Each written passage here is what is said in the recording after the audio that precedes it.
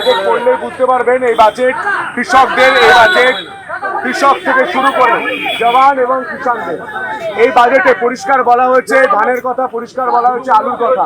এই বাজেটে বলা হয়েছে আমাদের যে পর্যটন মানচিত্রে ধর্মীয় স্থানগুলি রয়েছে, শক্তিপীঠ রয়েছে, তারকেশ্বর, তারাপীঠ থেকে শুরু করে দক্ষিণেশ্বর থেকে শুরু করে প্রতিটা বিষয় বলা হয়েছে। শুধু তাই নয়, যে মেলাগুলি আগে খেলা মেলা করে দিয়ে গুটিয়ে দেওয়া হতো, সেই মেলাগুলি কিভাবে মানুষের জন্য এবং মানুষের আর্থিক সাহায্যের বন্দোবস্ত হতে পারে সেটা দৃষ্টান্ত দেখানো হয়েছে।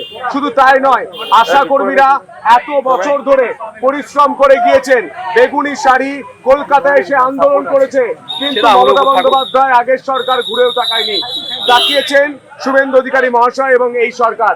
শুধু তাই নয়, পার্শ্ব শিক্ষকরা তারা এতদিন বঞ্চিত হয়েছেন, সেই পার্শ্ব শিক্ষকদের কথা বলা হয়েছে এই বাজেটে। নতুন ছেলেমেয়েরা চাকরি পাবে, কিভাবে পাবে তার কথা বলা হয়েছে এই বাজেটে, যাতে কোনোভাবে দুর্নীতি বাসা বাঁধতে না কোনোভাবে কাউকে সেটিং মিটিং করে চাকরি না হয় সেদিকে দৃষ্টিপাত করেছেন এই সরকার এবং মাননীয় মুখ্যমন্ত্রী। শুধু তাই নয়, শুধু ট্রেনিং স্কিল ডেভেলপমেন্ট কিভাবে করা যায় তা দেখেছেন এই রাজ্যের মুখ্যমন্ত্রী এবং এই রাজ্যের সরকার। এবং কৃষক থেকে শুরু করে যুব সমাজ থেকে শুরু করে একদম 8 থেকে 80 প্রত্যেকটা মানুষ যাতে বলে এই বাজেটই ভালোবাসি, সেই ব্যবস্থা করেছেন আমাদের সম্মানীয় মুখ্যমন্ত্রী এবং আমাদের সরকার। এর জন্য এই সরকার এবং অর্থমন্ত্রী এবং মুখ্যমন্ত্রীকে আমি নতমস্তকে প্রণাম জানাই। আমি তারকেশ্বরের বিধায়ক, আমার যে আশা ছিল, আমার যে আকাঙ্ক্ষা ছিল তা কিন্তু পূর্ণ হয়েছে। কিরকম? তারকেশ্বর মন্দিরকে যেভাবে ডেভেলপমেন্ট করা হবে যা বলেছিলেন মুখ্যমন্ত্রী স্বয়ং তারকেশ্বরে দাঁড়িয়ে, সেই কথা বাজেটে লেখা রয়েছে। এবং মেলা, শ্রাবণী মেলা সম্পর্কে যে কথা মুখ্যমন্ত্রী নিজের মুখে বলেছিলেন সেটাও বাজেটে লেখা রয়েছে। শুধু তাই নয়, প্রতিটা বিধায়ক তার বিধানসভায় স্টেডিয়াম করার জন্য একদম বাজেটে ফান্ড অ্যালোকেশন করা আছে, অর্থাৎ প্রত্যেক বিধায়ক তার বিধানসভায় স্টেডিয়াম করতে পারবেন। যারা খেলতে চান, যারা খেলাতে অনুরাগী, তারা শুধু খেলা নয়, খেলা খেলেও কিভাবে রাজ্য সরকারি এবং সরকারি পদে কর্মরত হতে পারেন সেটাও দিশা দেখিয়েছে এই বাজেট। এই বাজেট বিস্তারিত বাজেট, এই বাজেটের কপি আপনাদের হাতে এলে আপনারা বুঝতে পারবেন জনমুখী জনমোহিনী বাজেট একেই বলে। এই বাজেট পুরোটা পড়ে শুনিয়েছেন আমাদের সম্মানীয় অর্থমন্ত্রী স্বপন দাশগুপ্ত মহাশয়। এবং এই বাজেটে যে এত দিন ধরে খুব নিখুঁতভাবে ডিটেলিং প্ল্যান করে বাজেট তৈরি করা হয়েছে তা বাজেট পড়ে আমি অন্তত অনুধাবন করতে পেরেছি। বাজেটে প্রতিটি প্রান্তের কথা বলা হয়েছে, উত্তরবঙ্গকে ভরিয়ে দেওয়া হয়েছে, মধ্যবঙ্গের জন্য আলাদা স্কিম এবং দক্ষিণবঙ্গ অর্থাৎ আমরা গঙ্গাসাগর থেকে শুরু করে আমরা সুন্দরবন থেকে শুরু করে বাজেটের প্রত্যেকটা দিক খেয়াল করা হয়েছে।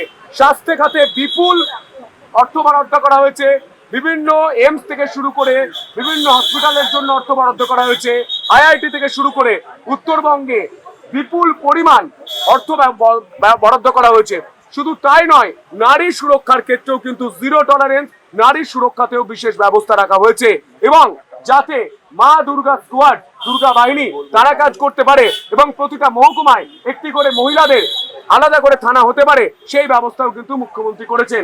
সব মিলিয়ে এই বাজেট 100-র মধ্যে 100, 8 থেকে 80 প্রত্যেকেই বলবেন এই বাজেটকে ভালোবাসি। যিনি বলতে পারেন নিজের নামের সঙ্গে রাম থাকা সত্ত্বেও বলে যে জয় শ্রীরাম বললে মারবো, যে ব্যক্তি আমাদের সম্মানীয় মুখ্যমন্ত্রীর বাপ তুলতে পারেন, সেই ব্যক্তি কোনোভাবেই রাম হতে পারে না, রাবণেন্দু। তিনি যে দুর্নীতি করেছেন পুলিশ ব্যবস্থা নিচ্ছে, এতে আমার কিছু বলার নেই।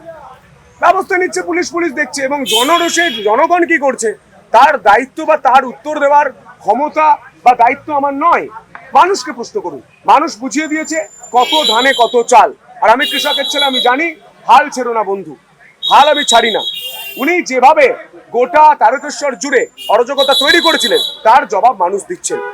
তারকেশ্বরের মানুষ এখন উন্নয়ন চান। তারকেশ্বরের মানুষ তারা দেখেছে পশ্চিমবঙ্গ দিবসে প্রধানমন্ত্রী এসেছিলেন এবং গোটা বাংলাকে দিশা তারকেশ্বরের মাটি থেকে দেখিয়েছিলেন। তারকেশ্বরের মাটির যে এত গুরুত্ব, এত মাহাত্ম, তা এতদিন এই সরকার আর ওই আগের বিধায়ক তিনি মানুষের কাছে বলেননি। বলবেন কি করে? জানেন না, জানতেন না, নিয়ে আসেননি মানুষের কাছে। তা আজ সামনে আসছে এবং আগামী দিনে তারকেশ্বরের উন্নয়নই একমাত্র লক্ষ্য। কে কোথায় ডিম খেলো, কে কোথায় অমলেট খেলো, কে কোথায় বাটার খেলো, কে কোথায় বান্ধবীর খাটের নিচে টাকা রাখলো তা দেখার জন্য পুলিশ আছে। উন্নয়নের যোগাযোগ আছে। আপনি ধরুন আপনার বাড়িটা যে পুড়িয়ে দিয়েছে তার নামে আপনার বাড়ির পাশে রাস্তাটা হলো, আপনার কেমন লাগবে? ভালো লাগবে? ভালো লাগবে না। খিলজির নামে যে নালন্দা বিশ্ববিদ্যালয়ের যে তার পাশের যে জায়গা, সে পরিবর্তন হবে না। যারা অন্যায় করেছে, যারা বাংলাকে জ্বালিয়েছে, যারা বাংলার ক্ষতি করেছে, তাদের নাম পরিবর্তন করলে আপনার ঝাল লাগছে কেন? আপনার কি কোনো অসুবিধা হচ্ছে? অসুবিধা হওয়ার তো কথা নয়। আপনি যেটা বললেন আপনার কথাই কোট করে বলছি, নামের সঙ্গে তো উন্নয়নের সত্যি জড়িত নেই, যোগ নেই, তাহলে এত অসুবিধা কোথায়? নাম নাম মানুষের ডাক, যে নাম ছিল সেই নাম নিপাত যাক।